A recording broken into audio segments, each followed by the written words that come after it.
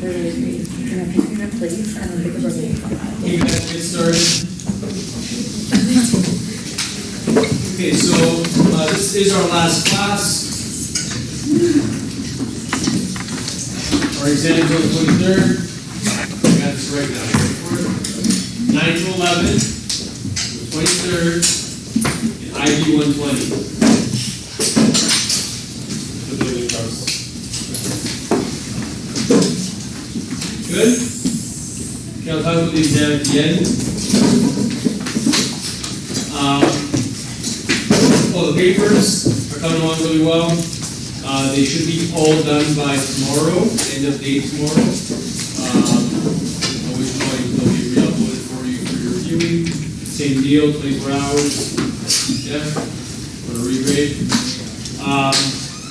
So you should have them. I don't foresee any reason why you're not going to have them until the 23rd. Yeah.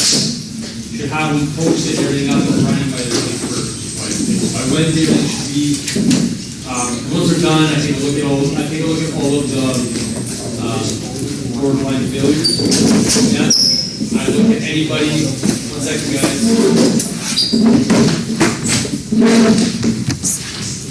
I looked at all of the on the fence ones, right? And I look at anyone that had a high similarity rating. Okay. Anything over 15%. It's flagged directly to me. Anything between 5 and 15 is just looked at just to make sure that it's not a problem. Oftentimes, if you use the same formatting for, example, your title page, it will get flagged. Yes, like the way you do things, let's say it's on every page with the name and student number, and you submit an application like that, that's something flagged.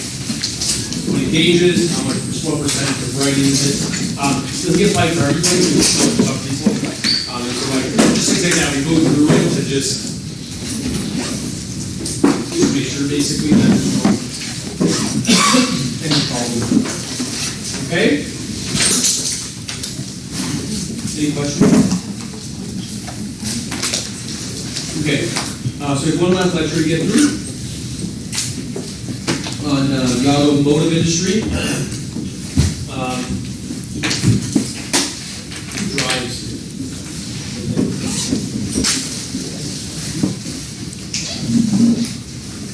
Your lights driving. I remember when I first got my license, and all my buddies had their licenses around the same time, give or take whatever your birthday was, very long to be able to drive. I remember all of us, all going to the same place, all living within like, I throw a rock at my friend's houses, develop the same subdivision, and we all take our own cars. And just not economical whatsoever about it, but a big part of that I didn't know the fact that we just enjoyed driving so much that, it was cool, right? Our first, got a license that we didn't really think about the economic side of driving. The automobile, fundamentally, and not just the automobile was not, let me make it clear here. The Model T was not the first car, ever invented. It was the first automobile invented. It was the first automobile that was mass produced. It wasn't even owned by very many at the time. That only started happening after World War II. You see sort of people start to drive more often than not, and it kind of changed the way that we live and where we live. So I'll give you an example. When people formerly lived, we'll use the city of Toronto as an example. Remember the city. I'm not going to do all of it. I'm just going to break it up into sort of what it used to be. Anyone ever take a history of Toronto course? Like a geography of Toronto course? Toronto has had a lot of those different little parts of it for so many years. But we'll go back to, I guess, before I'm right about this. Before the mega city, before we amalgamated. The city of Toronto was this. Not the scale, but that was the city of Toronto. Then you had, or maybe it was over more than that. You had like a Togo, probably standard actually like this, something like that. like that. You had Etobicoke, you had East York, yeah, you had North York, you had Scarborough. These were independent boroughs, right, that sort of functioned on their own, they had their own, yeah, they functioned as Mississauga, yeah. What then basically happened was it amalgamated and they made a mega city. That was in 1999, I think it was, 1998, or things that in the late 90s. They amalgamated and made it the mega city. And sort of moved. But anyway, traditionally, when people initially lived in the city of Toronto, main focus of where they lived was right here. Yeah? In that downtown, that's where business clustered. You had economic activity that clustered in this area. Yeah? The majority of economic activity was there. Retail clustered there, business, people. People clustered there mainly because it was the most accessible part of the city. Yeah?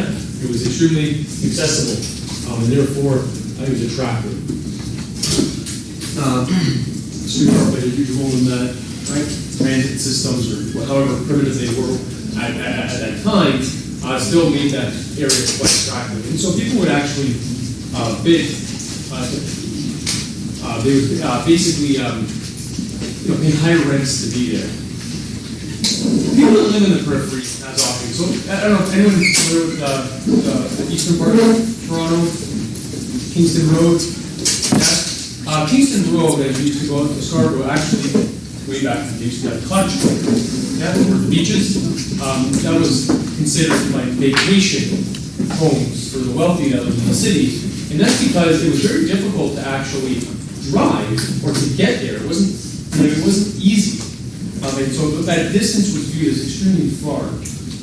Okay? As the automobile became more prevalent, what you start to see happen, and there was huge catalyst for this, is you start to see people start to displace the peripheries and then out. Yeah? And a big part of that was because of that degree of accessibility. And I've talked about this already to some extent, right? We've talked about Mississauga, accessibility, transit. We've obviously touched upon these things already. But that was a big part of people moving out. Now, I'm a retail geographer, so from the retail side of things, we saw retail activity wait. Actually, they didn't move instantaneously. They waited for the people to get there, and they started to build. A big part of that had to do with the department store not willing to leave the downtown, right where they were comfortable. But anyway, as the automobile becomes prevalent, you start to see industry move. Yeah? To the outside, to the outskirts. And those outer limits are constantly pushed. Yeah? Constantly pushed. And you're moving further and further and further away from the center, more to the periphery because it's cheaper, because it's now becoming way more accessible. Yeah? I remember when I was a student, I went to Ryerson, my undergrad, I had a buddy that lived in Mississauga. I used to live at 9th Line in Britannia, basically. 9th Line in Britannia, basically where you live. And we used to have to get a ride to, you could either go to Milton, or it was on Milton Line, you could go to Milton, past 10 and go in, or he could have, so he could have went to Milton, or he could have went to Streetsville, to get a ride, maybe he could go train in. Door to door, it would take us the difference of 5 minutes to get to school. I lived in the city, and he lived in this, like, on the border of Mississauga. Yeah? A big part of that had to do with the type of transit that was available in this area. Yeah? What was available to him obviously reflected what he would choose to, or the amount of time that it would take to get there. When he was choosing schools, he didn't often from UTM, he flew to Ryerson. A big part of that was that he didn't drive at the time. It was actually more accessible for him to come into the core than for him to come to UTM. Yeah? So if you sit down and you think, and we're talking about distance as the crow flies, like, I mean, I'm 12.5K from the downtown core. He's way more than that. 40 kilometers, yeah, from the core, and it takes us the equivalent amount of time.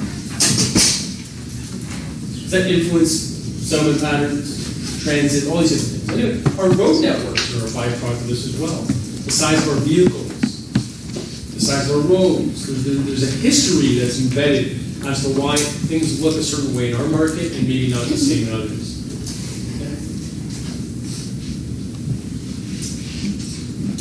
Transit and the automobile. Yeah? Go through this battle for road sharing, multiple uses for the same sort of transportation corridors, are something that are constantly discussed.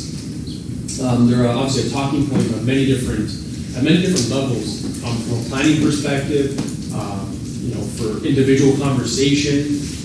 So we see this come up all the time, and it's a really, really important thing to sort of consider. Not only look at the legacy of how cars are made from the manufacturing side, but there's an implication to all of this. There's a major implication to the micro side in terms of how you consume, how you act, what you do, and where you do it.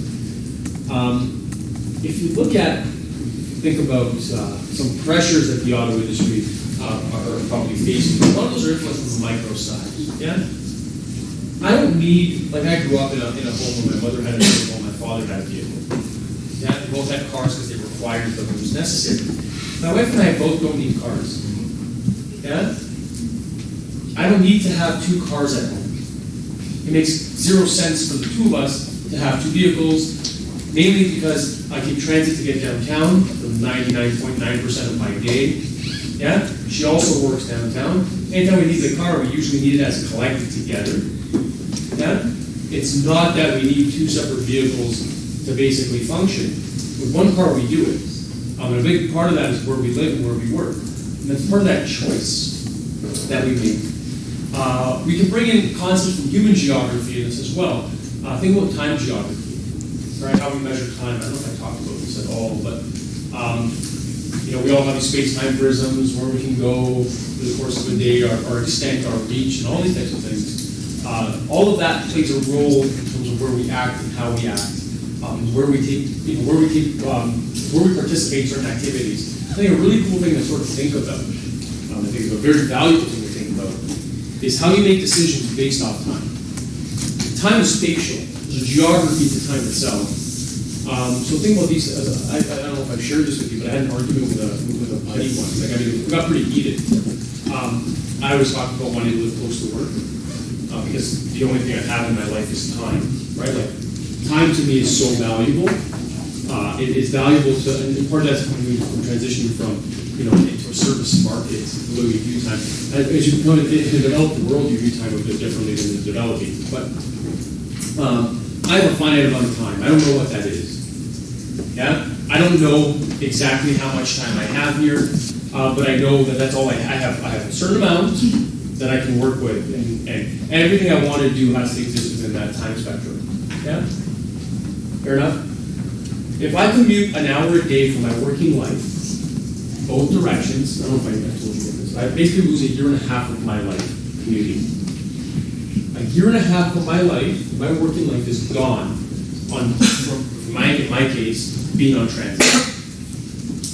Yeah? So an hour commute every single direction. I got an argument with my buddy because he was basically saying, so a year and a half, that's nothing. If I died the day I retired, I retire and I die. Yeah? Would that not be a lot of time lost in travel? Right? This helps us shape our own geographies in terms of where we are, where we go, what's acceptable, what's not acceptable, based on that distance. Yeah? I'm obviously a proponent for more efficient transit. I think transit is sort of the way to go. I think people probably disagree with me all the time, but I think in the city of Toronto, certain roads I think should not exist. Yeah? If you have adequate transit, you don't need them. Yeah? So for example, we invest money in the garden, I don't get it. Yeah? We just dump thousands of dollars in the garden. I think portions of it, I think you need transit or roads that will get you into the core, efficient roads that get you into the core. But when you start fixing these things and you accommodate, plus you have a lacking system, right? Or a non-efficient system, you're promoting vehicle use. Yeah? And that poses another world of problems from the consumption side. Yeah? In terms of oil, gas, that kind of stuff, that kind of stream. And so there's it's a conversation about tolls. Yeah? So we have an election coming up. And that's it, right? So there was John Tory and Wayne got into an argument, right, about a political argument about whether or not they were going to toll the DEP and the government. Yeah, and said no. Yeah, cost votes. That stuff doesn't only just cost you the money to actually access those votes; it costs the votes, right? It means something to certain people. And I'm sure if I was to do a survey here, there's people in this class that definitely disagree with my concept of transit and location and geography and you know and how we should be commuting, right? And then moving through major urban areas. I think I mentioned to you guys it was the most extensive, right? The second most extensive transit system in North America in terms of reach. The only bigger one is New York. Yeah? So that's in terms of what the periphery is, people that we can transport into the city.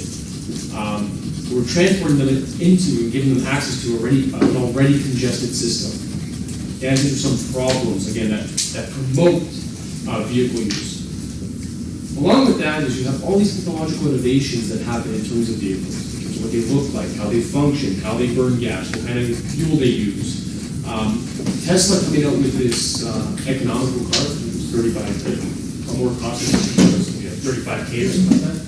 $35,000 for a new Tesla that's coming out. What does that mean? Now, what does it mean from a consumption standpoint? Does that revolutionize the way that vehicles are going to start being made? Yeah. We talked about the Jevons paradox, right? We talked about you make cars more fuel efficient, which makes them more affordable, which means more people use them, which ultimately will lead to greater consumption of gasoline. Yeah. So by trying to correct something, you're actually promoting that it's accidental. But that's what ends up happening. So where are we on that spectrum? How does that change? How does that change what we buy, how we buy, what happens with new forms of fuel? Yeah. Just all of these things that play a major, major role in terms of how we consume. My brother-in-law lives in my sister. My brother and my sister live in Alliston. When I say argument, I mean just discussion. Yeah, debate. They bought a car all-wheel drive. Yeah, and he was telling me how important all-wheel drive was. And I was like, I don't need all-wheel drive. In the city, like, where am I going? I don't need all-wheel drive. If it snows and it's really, really bad, I do one of two things. I either stay home, or I let the bus driver take the bus and take me where I gotta go. I don't have to worry.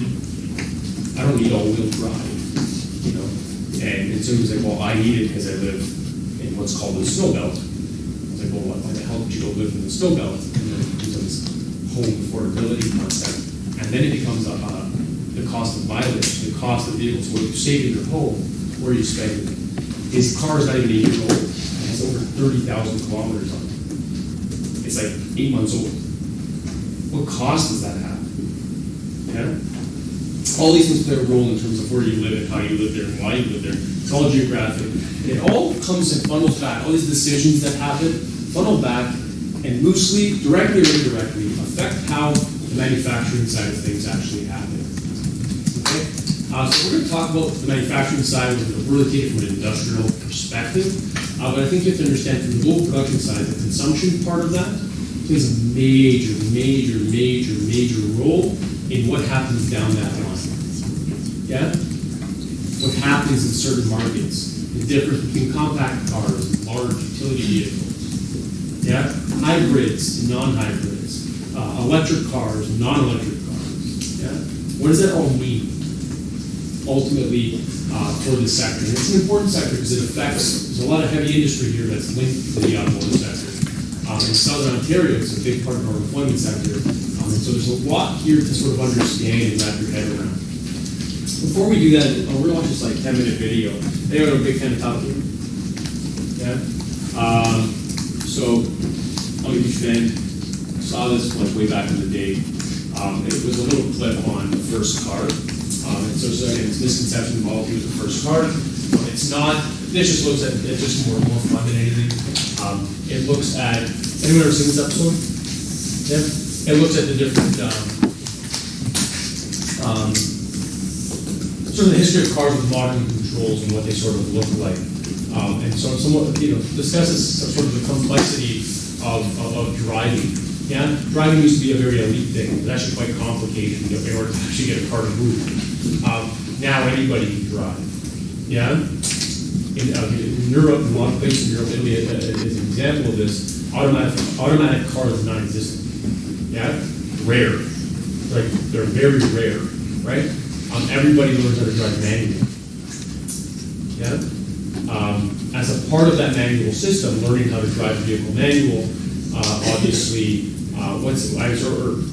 the types of cars that are produced in that market are going to be fundamentally different. So how they come off the line actually changes. You know, it's really funny. You know, they charge you more for automatic cars, seen as a luxury. It actually costs them more in our market to produce, slightly more, to produce a manual vehicle off the line because there's fewer. Does that make sense? Yeah. Yet you pay more for an automatic. Yeah. Again, difference in consumption. Did you have something to say? Oh, I mean, so, manual driving is something that we don't necessarily do at a high volume here. Yeah? I think it's something everybody. It's called standard for a reason because it's standard. Yeah, that's where the name came from. And I think it's an important skill set that I think most people should learn, if not all people should learn how to drive a standard vehicle. That's what's standard. But again, in North America, how many people here drive and have never driven standard and have no intention to drive standard ever?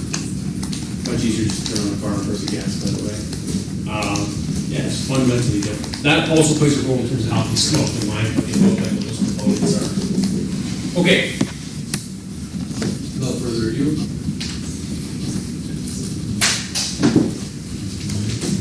Right, that's the end of the news, so let's move it on.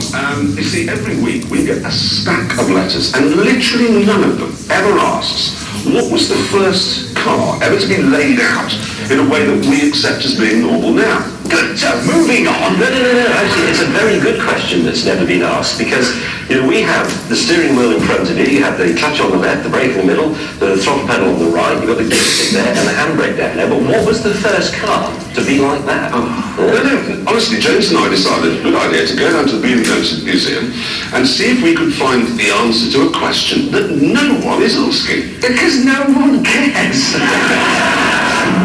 This is the very first car ever made. The Benz Patent Motorwagen from 1896. This is Genesis.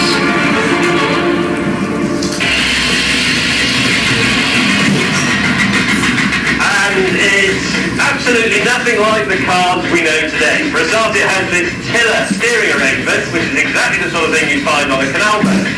And it also only has a single front wheel, so presumably if you're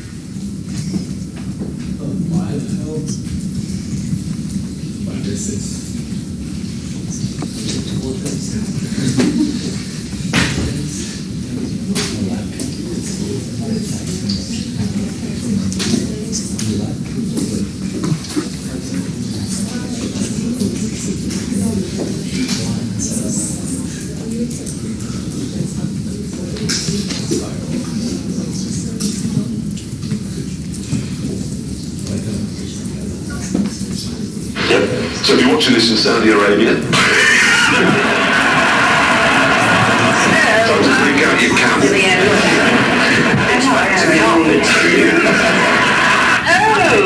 So gross. Why do you think we want to see their deck? I don't know. This guy drew a page on there. What? This kid looks like a murderer. I'm terrified. Can I see that? Can you show it to me? I deleted it. Okay, good. Good. Oh my god, this one looks like a giant slug. Does it? Really? Oh my god. Give me back my phone.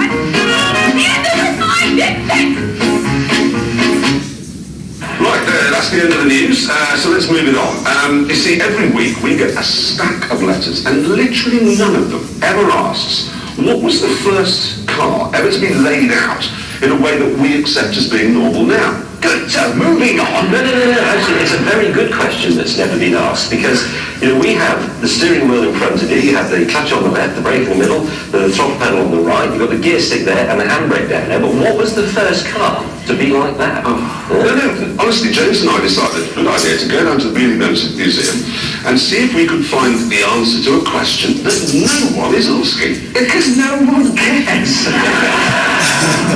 This is the very first car ever made. The Benz Patent Motorwagen from 1896. This is Genesis.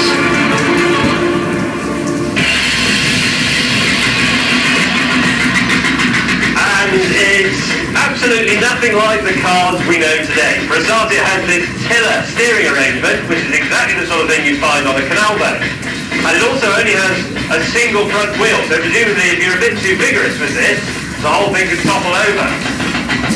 Performance? Not great. It has a one-cylinder, 1-litre engine, which gives a top speed of 9. And with a 1.5-litre fuel tank, its range is only 5 miles. Tricky when the petrol station hasn't been invented, but it did show the world that personal, motorised transportation was possible. 3 years later, the British came up with this, the Royal Enfield. That's not the brake! No! The controls were hideously complicated, but there were some good points. This had twice the power of the Benz, 2 horsepower. But most important of all, it had 4 wheels. So what they accidentally designed here is the quad bike. One of the biggest problems with these early cars is getting them going in the first place. The starter motor hasn't been invented yet. There's no ignition key. You have to use the starting handle. And the great thing about this particular car, the Didion Bouton, is that when you turn the handle, it will break your wrist. You what? 7 members of staff at the Motor Museum have had their wrists broken by this very car. Well, we don't actually need to drive it. We can just stand around and talk about it. No, this is one of the very first cars that sold in great numbers. We have to know what it was like. You're going to have to get it going.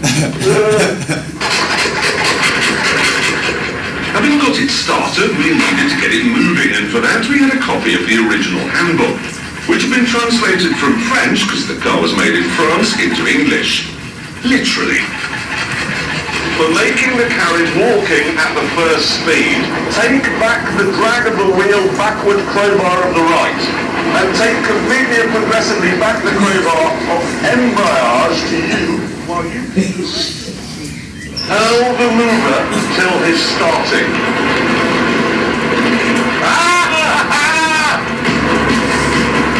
I can understand why this is better than going around looking at a horse's bottom. But how did anyone ever figure out how it worked? If we've established that that's the gear lever, that's the advanced thing, the ignition, that's something important. This was designed for someone with 3 arms and 1 leg. So if you need to do a hill start, you have to steer it with your chest. Way of face. It would be difficult. How do I get it into top gear? For taking the second speed, push rapidly as the crowbar forward without brutality. When it is raised up again, it gains all its strength. Yes! Yeah! Top gear! Now how do I stop? What? Well, I'm going to have to stop eventually. This road won't go on forever. Hold the movement. No. Seriously? I don't know, James. I don't know. You're in charge of the instructor. No, gibberish! No, for the viewer. Oh, God, there's a...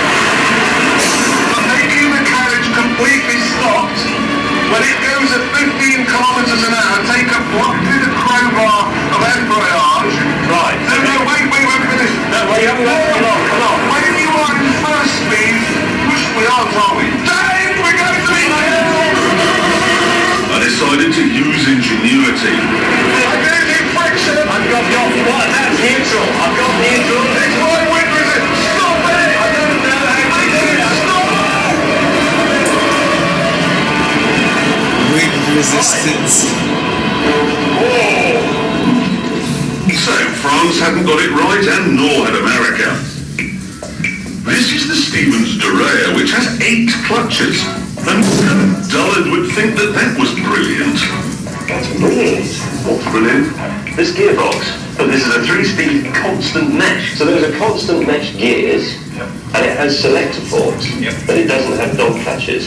So that's like the brake band on an automatic gearbox. In fact, in a modern gearbox, one would always be loose on its shaft, either the input shaft or the lay shaft.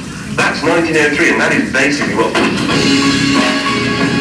You might imagine that the first car to get everything in the right order was the first car ever to be mass-produced, the Model T Ford.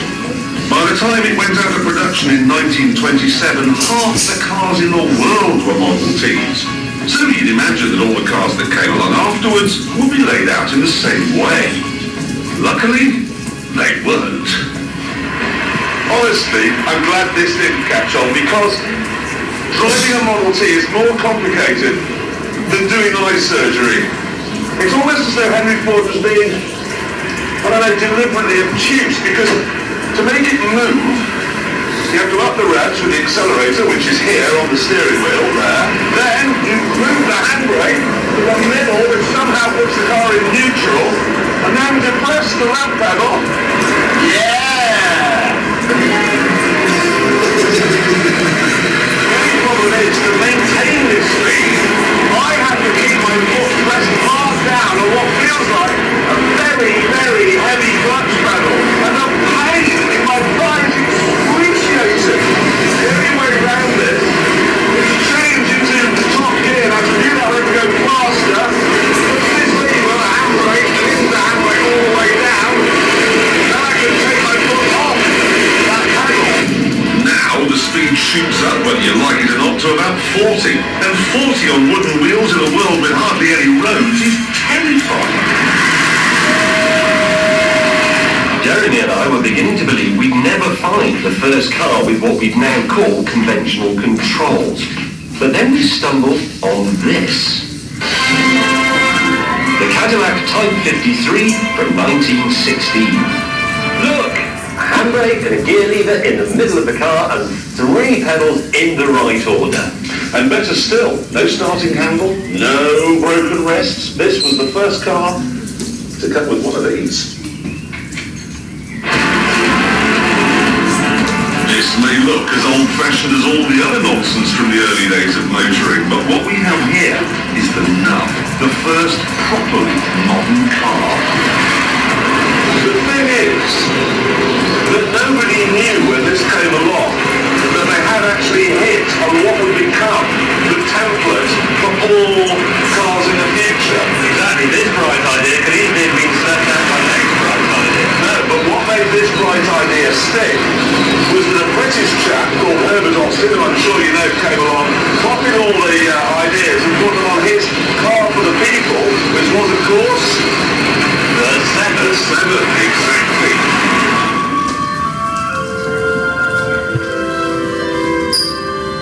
This car cost just £125, 4 times less than the Cadillac. What's more, it was built under license by BMW in Germany and copied too by Datsun in Japan. This car then, the little Austin 7, took Cadillac's bright idea, showed it to the world, and made it stick.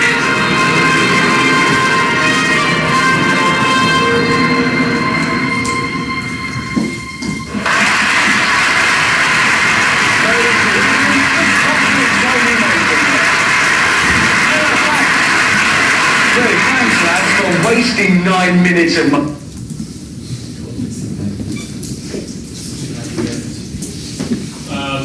Anyway, that'd be just cool to sort of show you the evolution of what is tough today's automobile.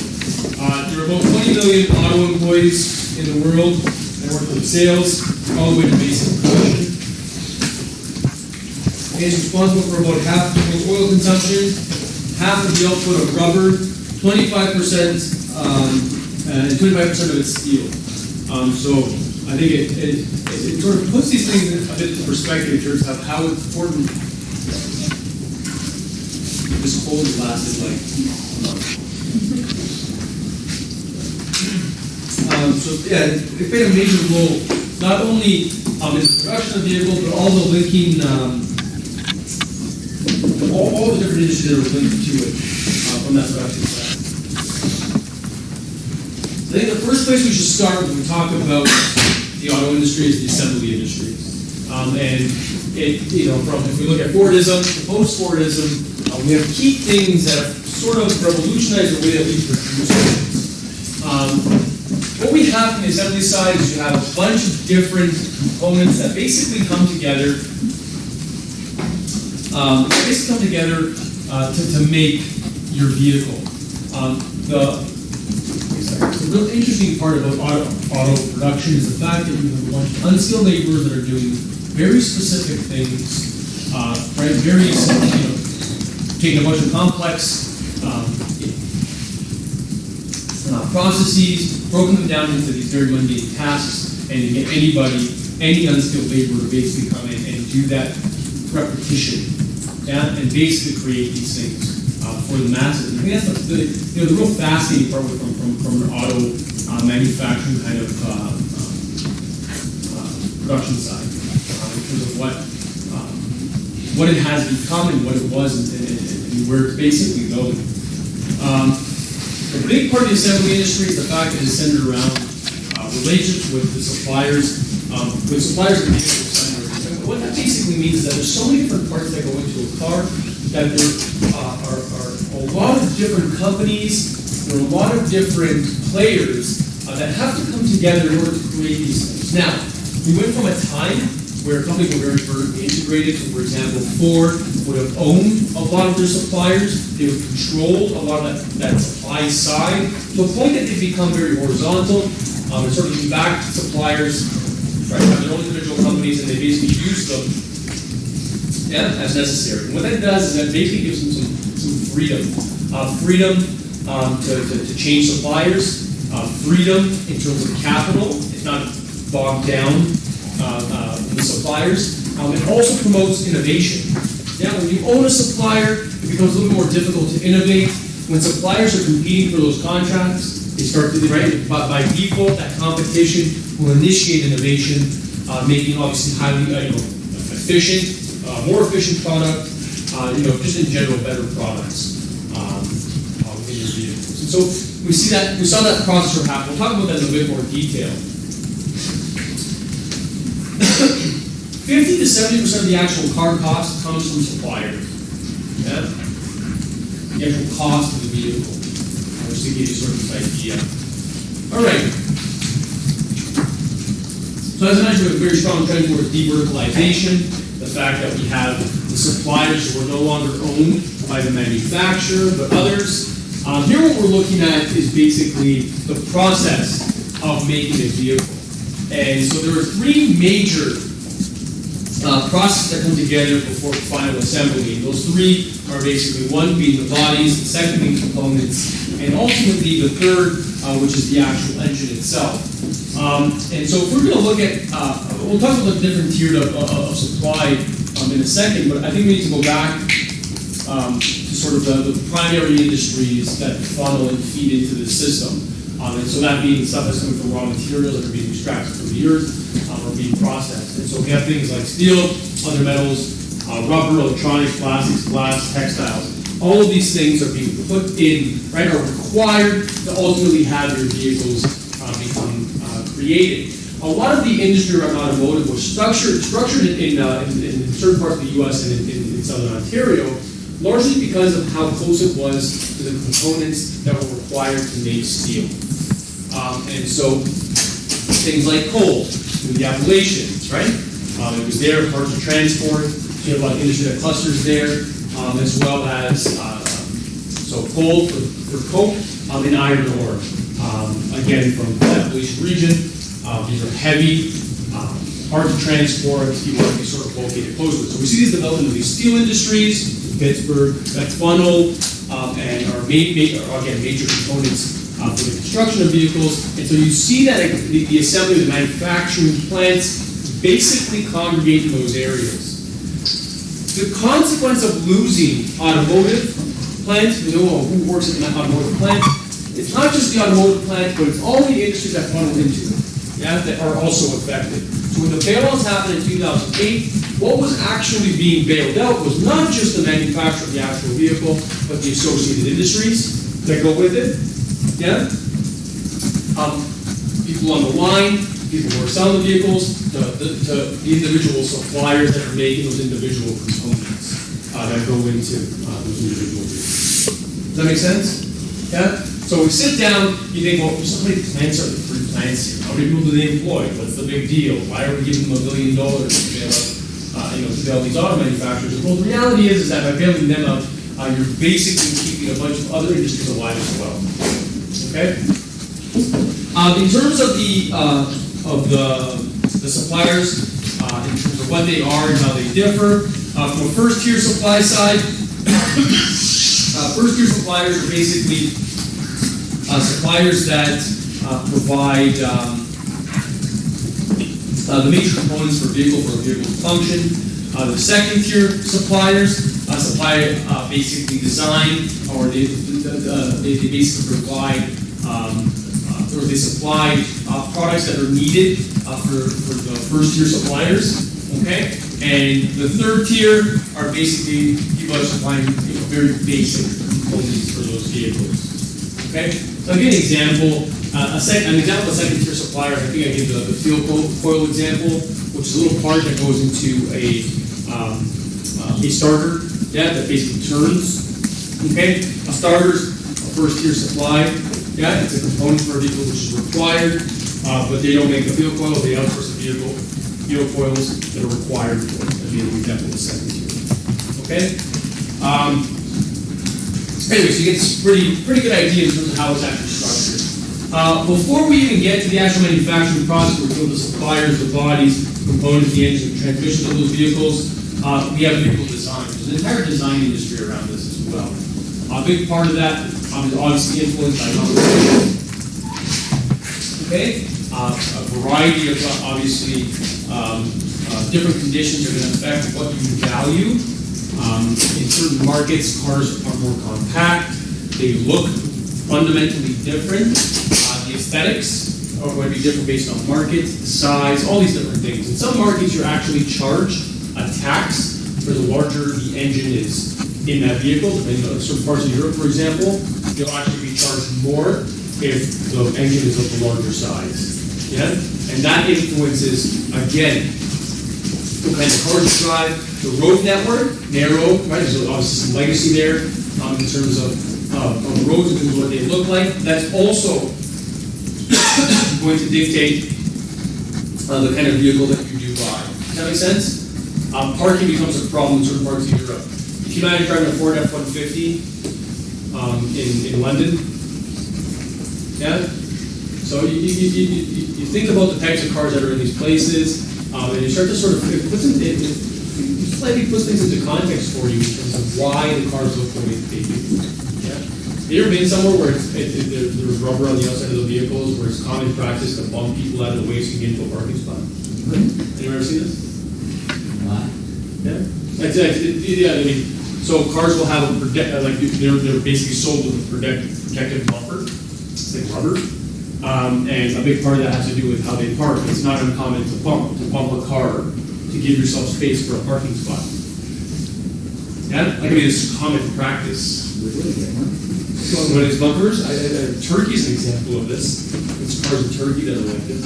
Can you imagine somebody bumped your car to make room for their parking spot? I just lose my mind. You know what my favorite thing to do is, though? Those people that take up 2 parking spots? Yeah, I'm the guy that pulls up real close so that you have to get into your yeah, I do it all the time. Driving bananas. Yeah? Just park normally then. No one's going to try to move your car. Yeah? That's what happens. Gives you a little insight into who I am as a person. Can you imagine those kids, like, if you walk outside and you're bumping your car against space? Maybe you'd laugh? I would lose my mind. What are you doing? Bumping my car. Common practice. Not frowned upon whatsoever. Right? Again, byproduct, that's a huge byproduct of location, where you live, right? common standard practices, roads, parking spaces, availability. In a lot, especially in small towns in Europe, you don't have to pay for parking. Yeah, you park on the road. It's starting to change slightly now. Like when you go to hospitals, there's no parking in a hospital. Even in Rome, few urban areas, if the hospital has parking, it's usually free. If you're being served, you're getting service or whatever at that hospital. Yeah, if you're there for a reason, you have to pay for parking. Obviously, very different here, right? When I went for my prenatal classes for my first daughter, when my first daughter was born, one of the questions that there was a bunch of guys, wives, we're all sitting there, and they broke us up into groups of guys and women. And one of the questions that one of the guys asked, I thought was hilarious, my favorite question. The question that we were asked by the teacher person was, what would you want to know today if your wife went into labor? Like, what would you need to know right now if your wife went into labor right now? What would be one question that you want to know? So, like, most of us ask, like, reasonable questions, right? Like, what do I need to bring? Yeah? What do I do? Yeah? Like, it's a pretty reasonable question. There's one guy, my favorite guy, he says, his exact words were, it's expensive to park. He's like, what do I do for parking? I was dying. I was like, oh my God, you're my favorite person. Because, we're all secretly kind of thinking it, but we don't want to be the guy to say it. But you said it, so I'm kind of like, yeah, we're like, what do we do for parking? Yeah, you gotta be careful with parking across the street, right? You're talking about air bills to go to credit. Yeah, that's it. You gotta be careful. Anyway, we have obviously the same way of any production chain, the production chain here, right? Ultimates of consumption. We have, again, flows of materials and products moving through, and information obviously funneling back and changing that process based on what people want from the consumption side. Yeah? So we see that constantly change, right? In terms of what we see, what vehicles look like, what's inside them. Think about how you start your car nowadays versus how you used to start them, 5 years ago. You push a brake and pull the button. The key never leaves your pocket. Right? It's rare that you can buy a brand new vehicle nowadays where there's an actual key ignition. Yeah? It's all button push, electronics. The whole car is electronic. It's actually come to the point where it's so common, I didn't talk about this a little bit, but it's so complicated to actually fix your own car. Yeah? They've made it difficult for you to do very basic things with your vehicle. I think I told you this, I don't know if you guys are the other class, but my battery died in my car. So I was out, my battery dies. I'm like, oh, what am I going to do? I get a boost. I get home and turn off the car. Actually, I turned it off there and give me another boost. I turned it off to see if it was the I said, wait a minute, if I turn it off, I want to know if it's my battery, my alternator, or if I left the light on. You know what I mean? To see what the cause was. So I did it, didn't start again, needed a new battery. First of all, I had 30 minutes to boost my car because I didn't know where the heck the battery was because there was no battery. There's just this thing you connect the booster cable to. And then the ground you put on anything. Yeah? Couldn't see my battery. So then I get home and I thought I can change the battery, it's not that hard. Yeah? But I need a ratchet set. I can change my battery. Not complicated. I look, where the hell's this battery? So I went on YouTube and I'm like, batteries in this car, this model, and it's underneath, I have to take the wheel. I'm not joking, I have to take my wheel off my car, and then the guard that's inside the wheel well, I gotta take that off, and my battery's there. Why? So that I have to go spend $350 on service for them to remove my battery. What car is this? It's a Dodge Journey. That's hilarious. It was hilarious. I sat there and I was like, this is the funniest thing I've ever seen in my life. Couldn't find my battery. Yeah? I felt like an idiot. You don't feel like I felt so dumb that I'm staring at the car and I'm like, the guy's there, I'm like, do you see the battery? And the guy's looking at me and says, no. So I'm like on my phone, like, battery. Just to give it a boost. It's so weird. Yeah? No batteries visible. So they make things complicated. I'm dead serious. It's very complex. Car dealerships don't necessarily make money on the vehicle itself. Yeah? It's not where the money's made. Money in large part by service. Right? The amount of service I spent on service is where a lot of these dealerships make the lion's share of their cash. Yeah? So it's a big element, it's a big part of what they do. If they make it easy for you to do, some basic maintenance, that's money lost. They don't want you to do your own oil change. They want you to take it in there for an oil change. Yeah? Because they can cross-sell you. Every time, think about this, every time I bring my vehicle in for an oil change at the dealership, and I went for my first 10 oil changes because part of my deal was I got like the first 10 oil changes for free.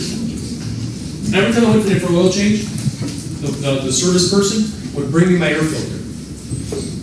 Would bring me my air filter and say, hey, your air filter's, my wife would take it sometimes, whatever. And I get a phone call from my wife, so she wants me to change the oil. Joe, they tell me that the oil filter, the air filter, not oil filter, the air filter needs to be changed. The air filter.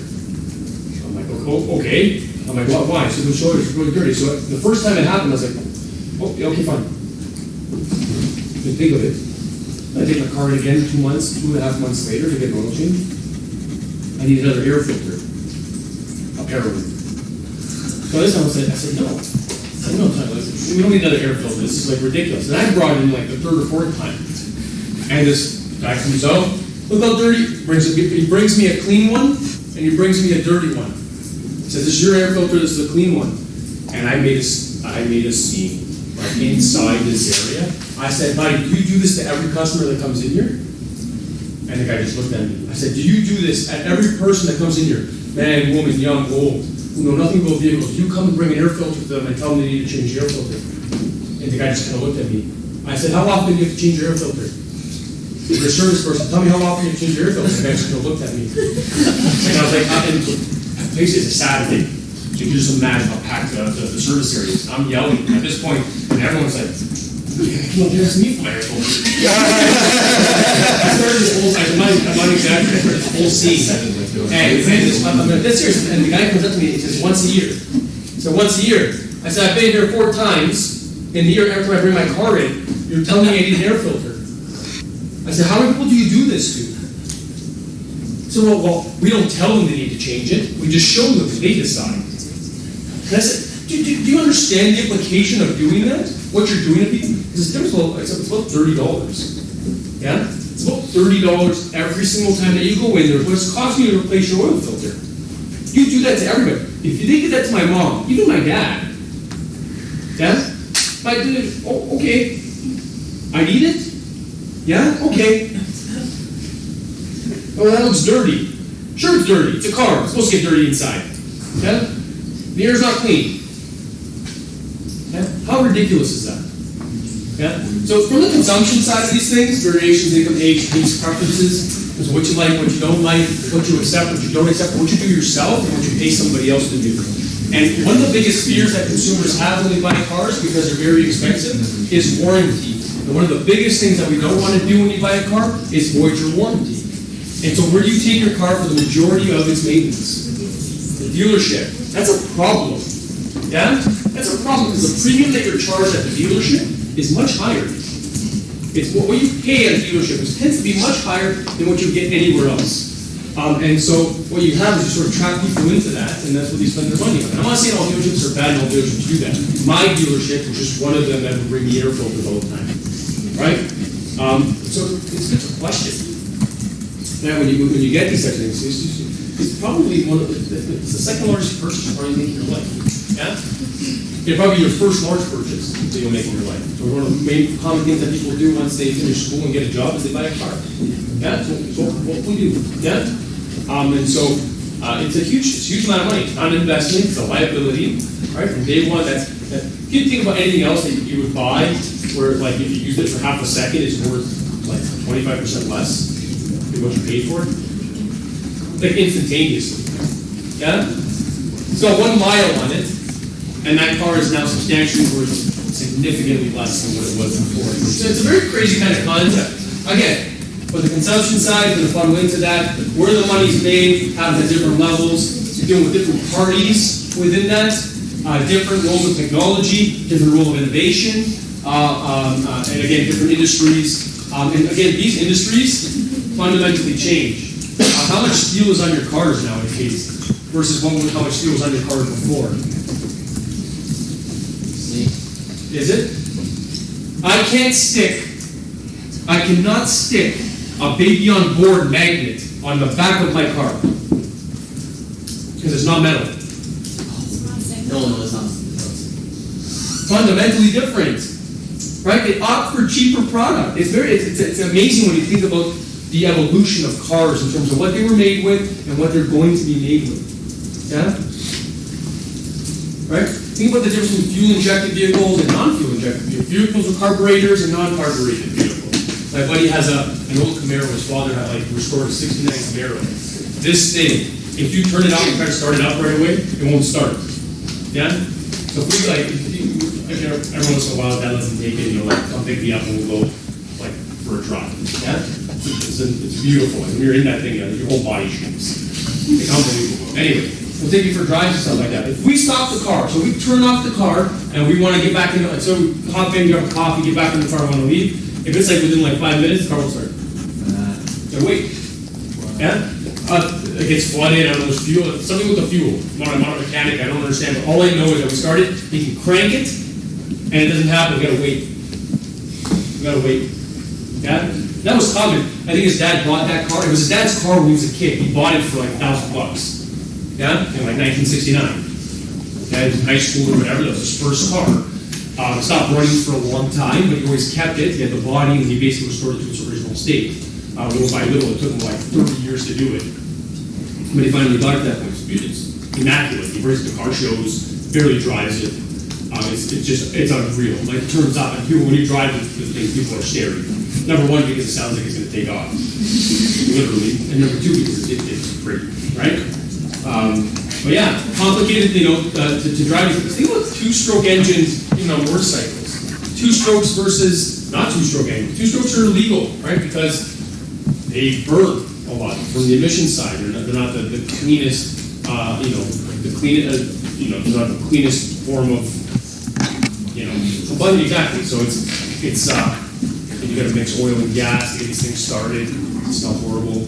I have dirt bikes that are two-stroke. Or a dirt bike that's two-stroke. You get really lightheaded while you're riding the thing, and the fumes coming out into your helmet. They're not the cleanest things. They're powerful engines, but they're not the cleanest things. So you have this major evolution. Emissions plays a role, right? How we view green, right, or what's green. Yeah. That obviously plays a role. What we accept, what we don't accept from an environmental standpoint perspective is obviously affected as well. Cars are a fascinating thing, right? Because it's lots of them. Yeah, you see them all the time. You see them changing, you see them evolving, obviously. Here we're looking at car production. Obviously very centered in certain parts. About 70% of the global production happens in about 7 countries. Okay, so the majority is happening in 7 countries. China, leading auto producer in the world with 24.6%. Japan, 13.7%. Germany with 8.5%. South Korea at 6.6%. The US at 6.6%, and Brazil at 4.2%. Okay. Here we're looking at increased shares in places where we have a decrease in the amount of car production. So we see a major increase in China. Big part of that has to do with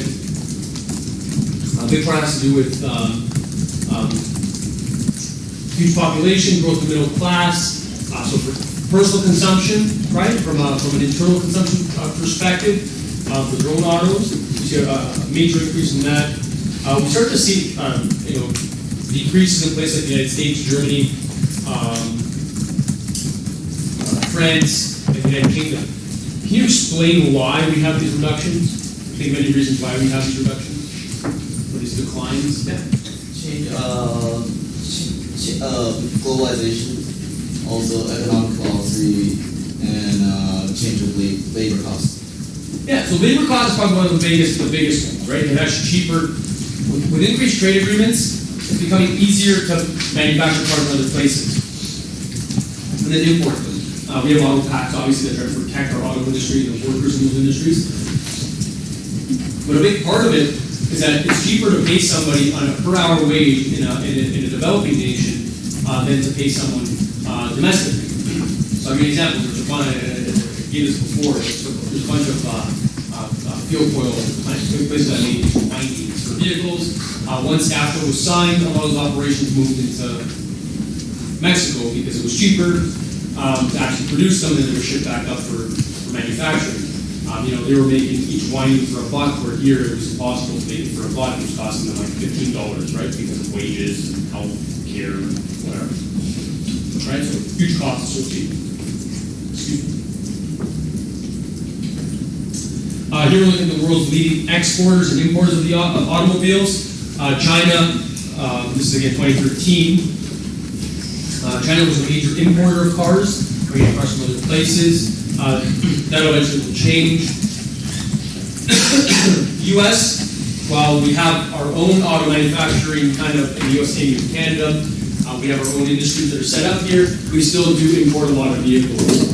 A big part of our import obviously has a lot to do with tastes, cost, how certain car companies are viewed here, maybe in terms of reliability, things of that nature. Right? When you think about you think of Toyota, forget that, and you think of the growth in South Korean vehicles. Yeah, major growth in South Korean vehicle ownership in North America. Big part has to do with low cost and high reliability.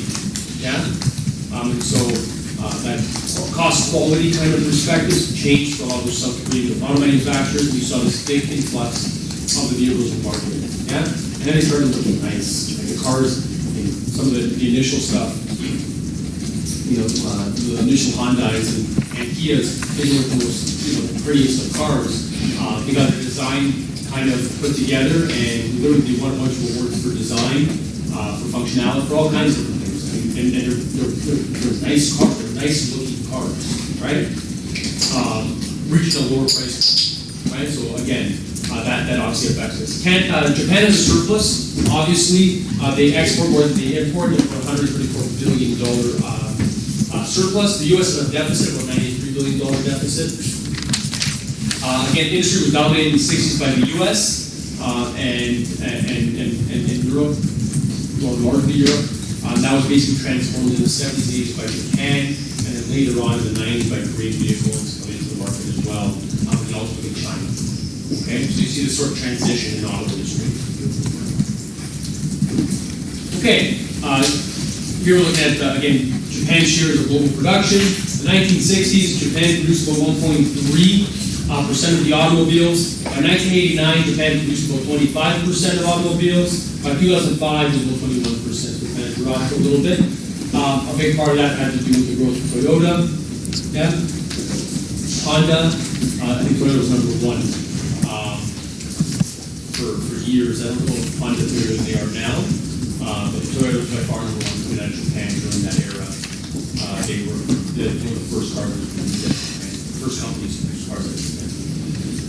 Pattern of production growth, production increase in Japan, but not just there, but also in other countries. Production sort of declined in Japan in the 1990s because of the lost decade. We're not going to talk about that a lot. We don't have time, but they basically went through and have for a very long time been an economic downturn. We're not going to get into the details of it. I would have liked to, but we're just not going to. Anyway, and then obviously other competition. So things happen to market share when you have increased competition in the market. I always give the example when we look at market share. It's Target. Target's a really good example of this. When Target came in, people said, like, why did they come in with 220 retail locations? A big reason why they came in was that for the general merchandise sector in Canada, top 4 companies account for 80% of all sales for that sector. Right? 80% of all sales come from 4 companies. Walmart, Walmart's number 1, Costco, The Bay, and Canadian Tire. Yeah? They account for 80% of all of your money, Canadian money, that goes into general merchandise. So the only way that you can actually come in and compete with those companies is if you come in with a lot of stores. If you come in with 1, you're not going to steal any market share away from those firms. Does that make sense? So when they came in, that's why they came in with 220 locations. In the automobile industry, through its history, we've seen a great deal of consolidation. And so there's a very small number of people or players that account for a very large amount of market share. And so it takes time when new developers or manufacturers, new car companies get into the marketplace. It takes time for them to sort of evolve and get there. But once they do, obviously it provides more choice, and then you see this sort of bump. And that's what we saw with Korean vehicles. Rear was making cars domestically for years. They just weren't sold on that global level. Make sense? Once they sort of catch up, and all of a sudden they become a viable option. Trade policies change, it becomes easy to import vehicles into other markets, and that's where more of the growth is as well. Okay, the first thing we're going to look at is flexible manufacturing. Actually, the first thing we're looking at is Fordism. So, Fordism was obviously named after Henry Ford, who pioneered basically the process of mass production. When it came to the automobile, again, as I mentioned, what he did was he basically refined divisions, and had highly refined divisions of labor in the factory. What he basically did was took a very complex tasks, broke them out down into simple components, suitable for unskilled workers, and had them do it. And so literally, does anyone work at a plant? Here, parents? No? I have a buddy that does. Went to see, like, I took in tours of most of my family, if they live in Canada, during the winter. A big part of that was when they immigrated here from Italy. A lot of them moved there because that's where there was work. Yeah, so they went there for work, largely, obviously, automobiles. I got a buddy that works at Ford in Oakville. His job is to put a headlight. Can I tell you this? Puts a headlight in the headlight thing, socket, and then he puts a cover. Yeah? But he puts a cover on top of it. On both sides. No, one. Only one side. And it's hard work. Like it is legit. It takes him about 10 minutes, like the process, like other just small, but it takes about 10 minutes, or like 5 minutes for each card when he does, or something like that. He says on the line, he does it. If he has to go to the bathroom, then he'll mess up his system. So if he has to go to the bathroom, he has to either stop the line, or he has to get someone to basically replace him on the line, because basically his part needs to be done for the next person to basically do it. Yeah, you basically pull this like lever and it pulls up this like light on the side, and then one of the relief guys comes and they give you relief. Yeah, and then you can, if they take too long, they take too long. I mean, it is. And the other part of like the job is that mundane aspect is nauseating. Like it. Well, you're building 500 to 600 cars each shift, so doing that 500 times is. Like hard work. Huh? Hey, you know what, man? It was a dream for a lot of people in urban areas, right? To get these manufacturing type jobs. It is not an easy work. It's like people think, oh, you're unskilled laborers, suitable for anybody. You just go there and you do this all day and it's amazing. It sucks. Yeah, like it is painful work to be able to do that. Yes, it's simple work. It's not overly complex. It's not even physically straining. It's from a mental standpoint, it is intense, so intense. Can you imagine? You can't just oh man, I'm gonna just sit down for 30 seconds. You can't, because if you sit down for 30 seconds, you got to stop the line. It stops, and everybody stands around for 30 seconds. How's that going to work? You can't be lazy. You understand? There's only so many times you can push that button to go to the bathroom. Right? You legitimately need to work for that entire time frame. It's intense. I don't know if I can handle it. It seems horribly painful. My buddy drives Mitsubishi, and so he can't park. Look at this, man. He can't park close to the building. He's not allowed. It takes him about 20 minutes. I'm not exaggerating. He walks slow. With him, over 15 to 20 minutes to get to the door of the office. He's at he's not allowed to park within a certain radius of the actual building because he doesn't drive a Ford. How messed up is that? Well, he gets discounts on the Fords, but again, the discounts aren't huge because the cost of making a vehicle is what it is. Yeah? So they're not going to give it to you for less than what the vehicle costs necessarily. They give you for what the vehicle costs, which is not that much better than what the general public is normally buying cars for. Does that make sense? The stuff that costs you money on the cars are the gadgets. Yeah? Sunroof, leather seats. Navigation ticks me off in cars because they charge you about $2,000 to get navigation put in. The system, it literally is a module that they do this to. And then it works. I'm not even kidding. It's simple. Yeah, they would charge $2,000 for it. That's where like the up cost of the car comes. But the basic cost of the vehicle is what it is. Yeah, it costs what it costs. So yeah, he could go out and buy himself a car. Yeah, and then park closer to the door. But in the winter, he says it's horrible. Don't walk outside. It's just absolutely horrendous. And it's just the weirdest thing to me. It's so bizarre. Anyway, I just want to make it very clear when I say unskilled, I'm not talking about these people. Like, you know what I mean? What I'm trying to explain is that they don't have any formal training beyond what the on-job training. They didn't go to school to work on an assembly line. Yeah? Although the majority of people that work on assembly lines now are educated, have college and university degrees. I think the old people moving out is different, but the people that are coming in now, a lot of them are educated individuals that are looking for employment. Yeah? Partially, like, it's not like, back in the day, people didn't have high school diplomas. Yeah?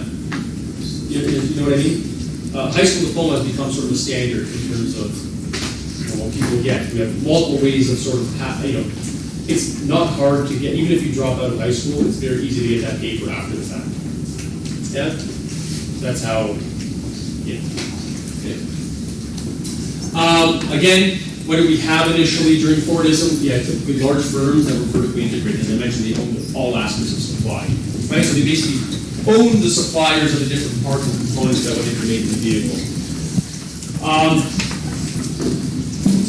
Basically, this lasted until the 1970s, from the 20s up to the 70s, into the 80s, at which point this way of making vehicles sort of imploded, and they started to produce cars using a flexible format, and fundamentally changed the way auto manufacturing basically looks. So the post-mortem era, or flexible production, again, what we have here is you have goods that are being manufactured at a cheap cost in small or large quantities. This was largely perfected by the Japanese, in large part because of the just-in-time inventories. And so what you have is the de-verticalization that happens. They push back to the suppliers. They do not own the suppliers. They have close relations with suppliers, who are basically producing the products that they require to be able to actually make the vehicle. Okay, but they don't own that anymore internally. Okay, so again, a large degree of flexibility in terms of who they source certain products from and how they source those products. The just-in-time side from the inventory system, they don't have large amount of capital bound or occupied in inventories. They buy as they need, but they have as they require, and that frees up a lot of capital for them. We see a lot of subcontracting and outsourcing happening for certain types of things, promotes that degree of flexibility and innovation within those industries. And they use a lot of obviously information technologies and machines within their operations, largely because of trying to become more efficient, right? So efficiency is sort of the game. And there's a big part of that to do with competition as well. In large part of the beginning times, when cars were being manufactured, there was very little competition, and so innovation was sort of the pressures of innovation weren't necessarily there. I was just wondering, when you say flexibility, can you refer to the response to consumer demands like they want? Yeah, so all of it. Yeah, all of it. So if you think about the pressure on the suppliers, it's not on the auto manufacturer, right? So it's like, I want this, who's going to make it for me? I'm going to buy 100,000 units or 1 million units or whatever it is. So it's flexibility from that perspective. You can adapt. When you're vertically integrated, it's a little bit harder to adapt because you're controlling all these aspects and they're fundamentally different parts. And so it's hard to adapt to the consumer suggestions and consumer wants. It becomes a lot more complicated and harder to do that.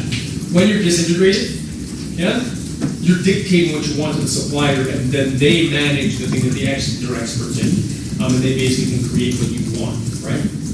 Or what they want. Okay. At the same time, obviously, from the supplier side, the assembly side, there's flexibility in terms of who you contract and stuff like that. If one of those companies isn't doing their job properly, what do you do? Find another company. Yeah, it's pretty simple. When you own the company, it becomes a little more complicated when you're controlling that component. Okay? Any questions about that? Okay. So mass production lasted, as I mentioned, 1913 to 1970.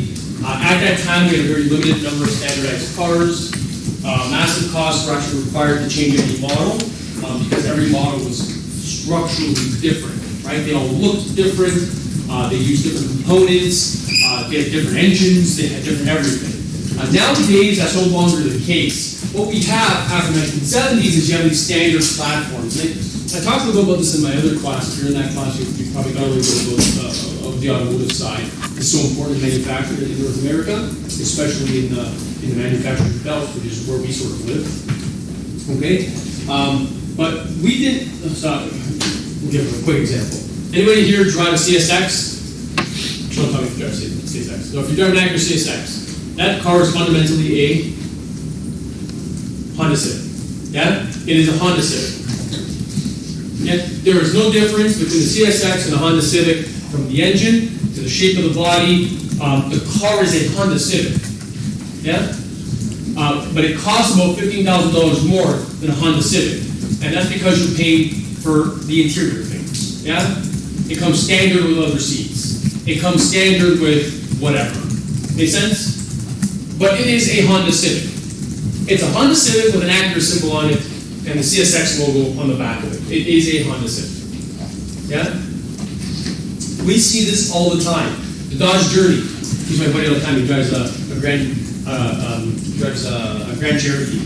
His Grand Cherokee and my car are fundamentally the same vehicle. It's a bit more spacious. There's subtle body differences between the two of our cars.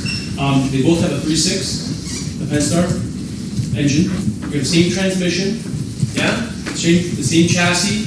The car is fundamentally the same. The difference is that his is nicer, the Cherokee, a bit more spacious. But the biggest price points in that vehicle, like things that cost the most, yeah, are identical. The Pentastar 3.6 is in 7 Chrysler cars. Yeah? You with me? Make sense? Yeah? Standardized platforms, easy. Yeah, it's simple. You can see parallels between Nissan and Infiniti. Yeah? You see parallels between Honda and Acura. Where's some other example? Toyota, not really. Toyota and Lexus, but not. Is Toyota and Lexus? No, yeah. And there's some similarities, I'm sure, between their platforms. Anyway, you get my point? They're fundamentally the same cars. With different, obviously packaged slightly different. They're trying to double up on those products because the chassis are a major component of that because it makes it easier when they're going through the assembly process. Yeah? Why don't they just make it like a Honda Civic Plus or something? Why do they rebrand it? Would you, it's very simple. Acura has there's a perception associated with Acura. Yeah? It's harder to charge somebody a premium for a Honda vehicle, much easier to charge a premium for an Acura. The same cars, yeah? Fundamentally, you can almost find the exact equivalent for every single one of them. I think the TL is the Accord, or the TSX is the Accord. Was it the TL or the TSX? One of them is the Accord. There's parallels between each vehicle, whatever it is, yeah? The thing is, literally from a consumption side, it's what people want. How many people here knew that those cars are the same? The CSX and a Civic are identical. Yeah? Most people don't. What do you drive? I drive an Acura CSX. I just spent $40K on this car. Yeah? Versus, of course, I'm driving a Honda. I drive a Honda Civic. There's a connotation to it, isn't there? Yeah? There's a view that people have about that. Okay? There's a class structure embedded in automobile consumption that plays a role into, right? And most people don't realize it's the same thing, right? They're looking for the brand anyway. It's the brand that's worth more than the vehicle itself. It's the image that's associated with that brand. Yeah. So anyway, we saw that start to sort of take shape. Here's some examples. Japanese manufacturers, again, many models from one platform. GM, so that's how it started. And then what did that do? Well, it triggered the entire industry to change. You got GM, which reduces platform from 25 to 8, which basically means that they have 8 different cars. GM produces 8 different cars. So GM, Chevy, yeah? Pontiac used to be part of that. Yeah? 8 different cars. Nissan reduced platforms from 24 to 5. So Nissan makes 500 vehicles. They make lots of other vehicles, but on 5 platforms. Okay? The components of those cars are being doubled up multiple times. Toyota reduced platforms from about 20 to 7.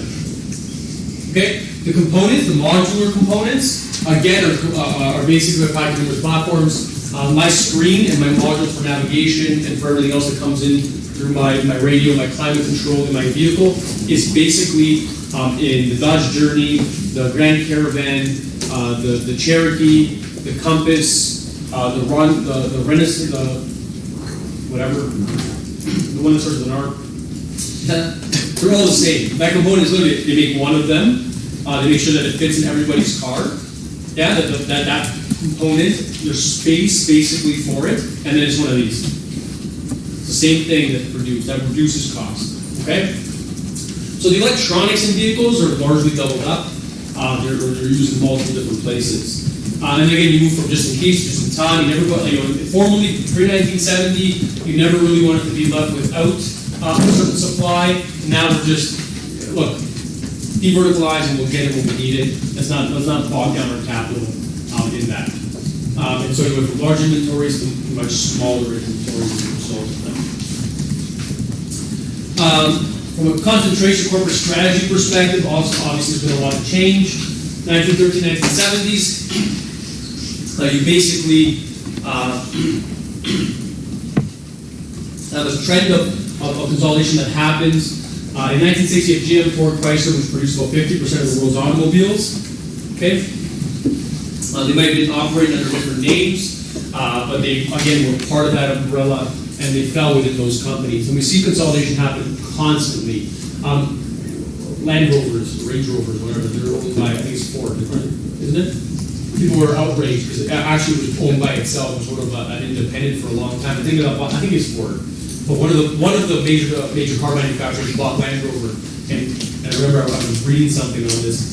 There was like this huge uproar from the people that owned it because they felt like the platform for the car would be like it was not unique, one-off anymore or whatever. Right? The image of the vehicle, they're worried that it was going to become because they were extremely expensive, like nuts expensive. I never realized how expensive some of them are. Some of them are like over $100,000. Like Sidney Crosby drives one. I think it was quoted. We were talking about. I watched this stupid thing on Sportsnet where they were asking about people their favorite cars. Sidney Crosby drives this Land Rover, and the car was like $130K. Yeah, like it's just wild, right? The cost of some of these vehicles. So again, very nice, very expensive. There's again an element of status that's associated with these things. A lot of those status things that you're buying, or those vehicles that you're buying that you believe are of one type, are actually mass-produced under different logos. Yeah? And think about it. The cheaper a car is, the more of that car is going to be in the market. Does that make sense? Yeah? As the cost of that product increases, the amount purchased is going to decrease. It's just economic model, right? It's very simple. That's just what happens. There's fewer Ferraris than there are Honda Civics. Fewer BMWs than there are Honda Civics. Can I point? Nothing's wrong with Honda Civics, by the way, if you drive Honda Civic. It's a reliable car. There's a lot of them out there. Part of that has to do with reliability, and obviously the cost plays a role in that as well, right? So that's why you see a lot of them in the market. We see obviously a trend towards diversity. We see other manufacturing-based coming into the market, and then we see mergers and acquisitions actually take place. And so here you're just sort of looking at the different auto manufacturers, who they own, and their move. In terms of here, looking at the growth of the Japanese and Korean auto manufacturers in terms of where they align themselves in that sort of spectrum of car ownership. And so you get a pretty good idea of some of that corporate change. But again, ownership changes hands all the time. Chrysler and Fiat used to be with Chrysler and Daimler Chrysler, Mercedes, right? The Dodge was it Sprint? No, Sprint. Those vans. Cube vans? Yeah. Sprinter, whatever. Yeah, they were the same as the Mercedes ones. They were identical. One had a Mercedes symbol on it, the other one didn't. The Mercedes one was an additional like $15,000 or $20,000. It would eat. Like people were like outraged because it literally was the exact same vehicle. There was no difference. It wasn't even like they tried to even package the inside differently. It literally was an emblem difference on those vehicles. People were outraged. It's when they first, it was a whole mess. But, yeah, you have a question? Yeah? No? What role does the state play in this? We're not going to get too much into the auto pack. I would like to, but just for a time reason, we're not going to be able to.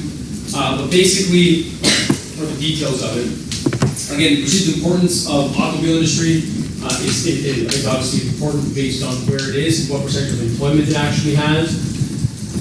States are always keen to stimulate this, largely because of employment. We want to support domestic, obviously manufacturing, domestic labor, and so stimulate it in hopes to trigger consumption of those products.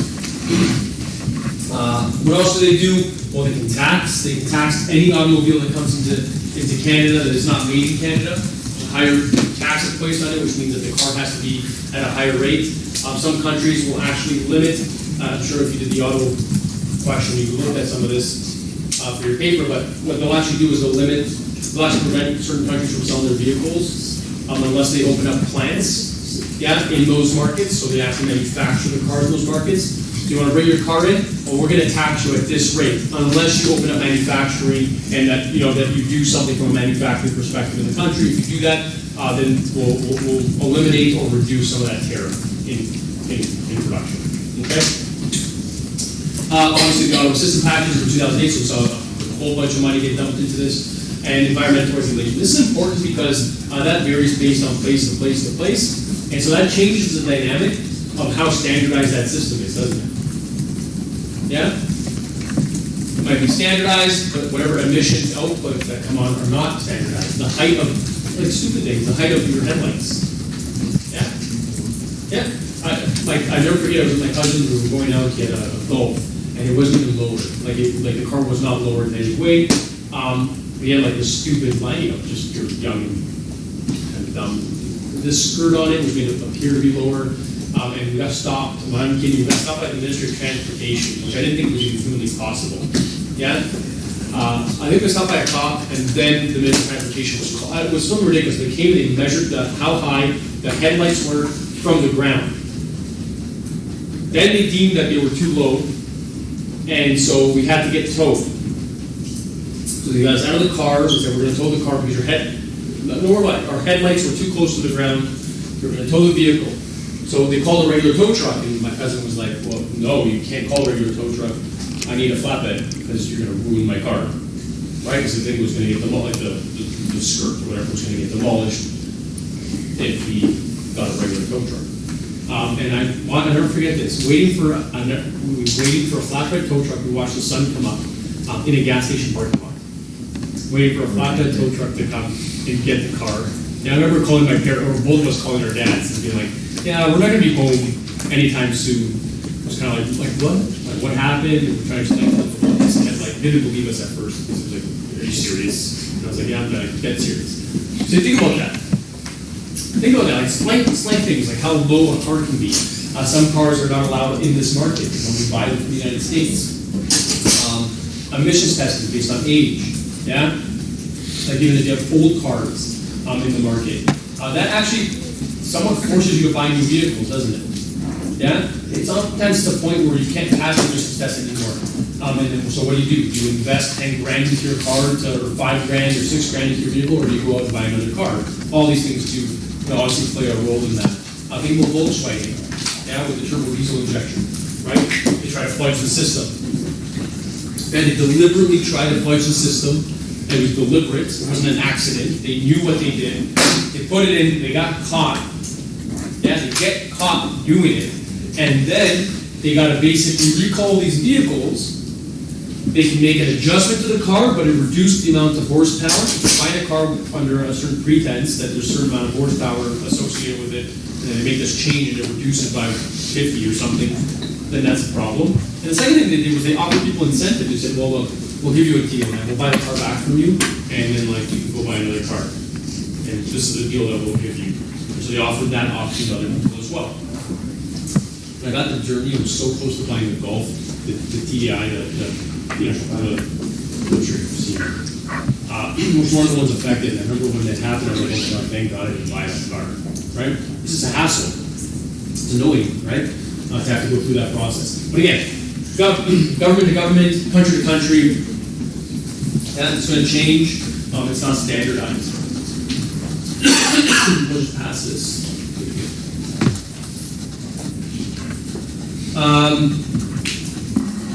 Okay. Some of the impacts of just-in-time delivery. Obviously, an increase in research and development. The responsibility is actually put to the suppliers now, because once you have that deeper vertical integration, you don't need to deal with that anymore, but now the suppliers need to innovate. Okay. It also added pressure on them to want to locate actually close to manufacturers, ultimately results in fewer suppliers that are functionally segmented within that system. Here you're looking at just, again, each part of that car manufacturing process, what the market presence is like, and some of the capabilities and focus from the people that supply those individuals. So you have raw material suppliers, component specialists, standardizers, and integrators, right? These are different levels, whether that happens at a global scale for that company or whether it's done at a local market level. Okay? Just to give you some quick numbers, just real quick. 1990, you have 30,000 suppliers in North America. In 2000, there was about 10,000 suppliers. So major reduction. See, consolidation also happening from the supplier side. Okay?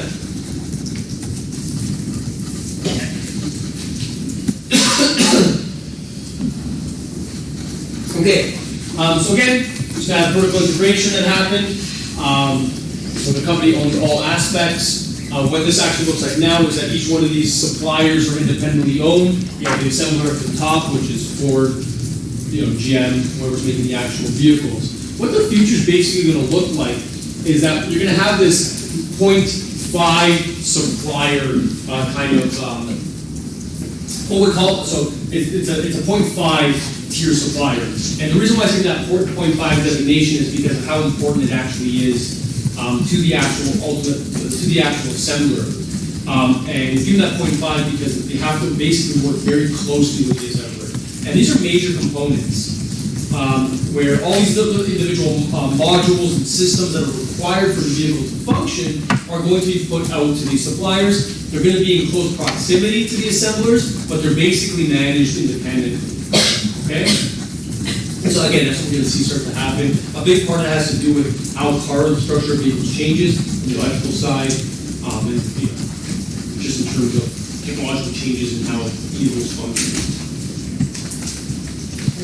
Here are some examples of this just-in-time kind of assembly plant. There's a documentary I'm going to show it to you. A little video. I'm not going to show it, but it kind of talks about this a little bit. So General Motors. Blue Cup project, which I believe is in Brazil.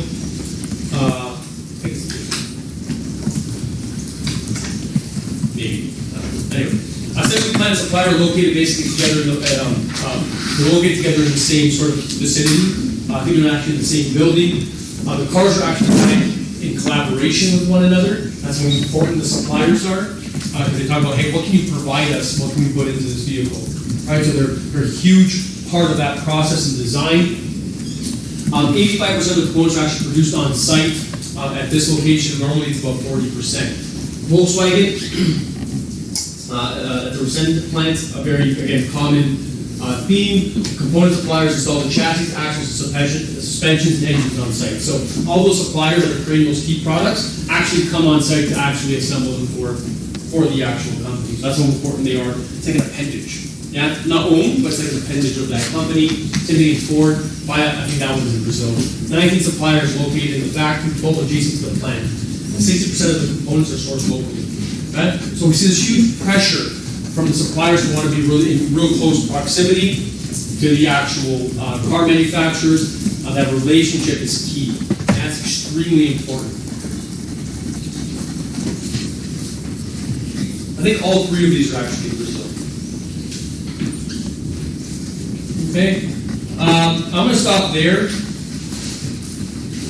This just looks at concentration ratios, basically, for an entry in different markets, what they look like. where the majority of sort of their companies are, not that important, okay? But it's there for you for your own sort of interest. Yeah. Okay, I'll talk about the exam real quick. And then that's basically it, we're done. Again, the exam is on the 23rd, which is Friday, at 9 in the morning. It's a 2-hour exam. All you need to bring with you, one of these, pen. 3 sections. Again, it's IV 120, 3 sections. The first section of the exam is short answer. There are 3 of them. 3 short answer questions. You have no choice. Then there's 1 essay question. You have a choice. Then you answer 5. I think 8 or 9 terms. You have to describe and explain those concepts as they pertain to the course content. Each one of those is worth 4 marks. Yeah? Question 1 is worth 15. 2 is worth 10, 20. Yeah? 15, 10, 20. Make sense? Okay? They facilitate everything. I don't do anything that day. I just show up. They got the test. They're going to tell you where to sit. You know the deal. Yeah? Any questions for me? Yeah? Sorry, so the essay part is part 2 and it's only worth 10? 10. Yeah. 1 of 2. So your essay question is structured like your short answer questions. Yeah. You can look at past exams that I've had. It'll give you some indication of what the format looks like. The questions are fundamentally different. Yeah. You can take a look at it, but you're not going to get the same questions. None of those questions are duplicated, so they're not going to help you much. But you can see it in terms of format. Yeah. Are you going to test about the rest of the lecture? Sorry, guys. Are you going to test about the rest of the lecture that you didn't talk about today? Sorry, about the rest of this lecture? Yeah. No. So you only get tested on what I talked about. If I bypassed it, don't worry about it. It is cumulative. It covers all course material from day 1 to today. Okay? Including readings. Okay? Obviously the focus on lecture material.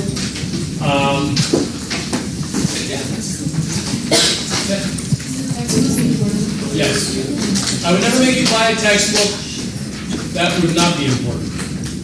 Yeah? That'd be $100 of wasted money for you to buy for no reason.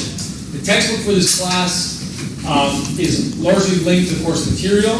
It provides you more background information that I cannot cover during lectures, and it helps you better understand those concepts. The better you understand the concept, the better you can answer the question. Yeah? Make sense? So you said the textbook has background that you don't cover in lectures. If you didn't cover it in lectures, They have examples to help you understand the concept. okay, so the textbook has only. Yeah, like I'm not getting into there's an obscure term in one of the chapters. I'm not going to test you on that. As far as what we talk about.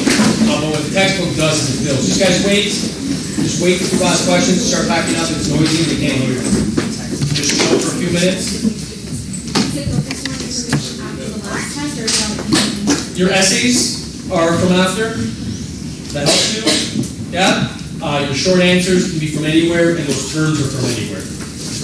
Okay? I don't duplicate those short answer essay type questions from any past test, and they'll be generally from newer content. Generally from newer content. Some of them actually will cross in terms of their explanation, but the key part of what was discussed would likely be from post-class 2, test 2. When do we get the essay mark back? Said this. Get your essay marks back, hopefully before the 23rd. It should be done by tomorrow, but I don't post, so majority are graded actually, if you want to know. The problem is I can't upload partial and not everybody's, and there's a variety of things. So there's a couple of things that happen. One thing happens if they're really, really bad, I need to look at why they're bad. Yeah? If they're really, really good, awesome, then it's easy for me. Yeah? If they're in between, if some are good and some are bad, I gotta look at the bad ones to make sure that they were graded correctly. Yeah? And everything's okay. Then I gotta look at, I gotta personally take a look at plagiarism issues. Once I've done that for everyone, yeah, once that's all done, at that point is when the assignments will be re-uploaded to all students. Before that, I won't do it, because if I catch an error, I would hate to have, so let's say the TA graded something incorrectly, which is very rare and likely not to happen because they're given very extensive rubrics. But let's say they did. Let's say they were complex, they were too difficult, and I realized that there's a trend. Yeah? Make sense? If everything's posted back to you and I gotta go back and change everything, then I gotta contact all of you guys individually, yeah? And say, hey, by the way, this is different. Hey, by the way, this is different. That's 73 students that are registered in this class that I'd have to deal with. Yeah? Individually. If that was a collective change. So I do not post them until everybody's posted, and I have to personally review anyone's in question. If you got a B, I don't look at your paper. I'll be honest with you. Yeah? I'm not going to look at you if you got a B. I'm looking at the people that got 49, 48, 30, 20, 10%. Yeah? If somebody got a perfect, it's not going to happen. Let's say somebody did get perfect or near perfect, I also take a look at those ones. See what that benchmark was. Shouldn't be a benchmark, but to see what is 100. Yeah? Because it's weird. Does that make sense?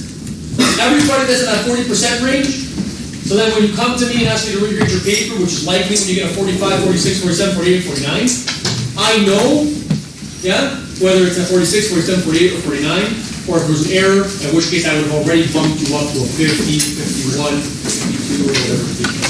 Yeah? And until I do that, yeah, those individuals, I will not post up the grades, and it just adds complexity if any changes had to be made. That's going to be frank. Yeah? Any other questions? No? Happy studying. I'll see you guys on Friday. I don't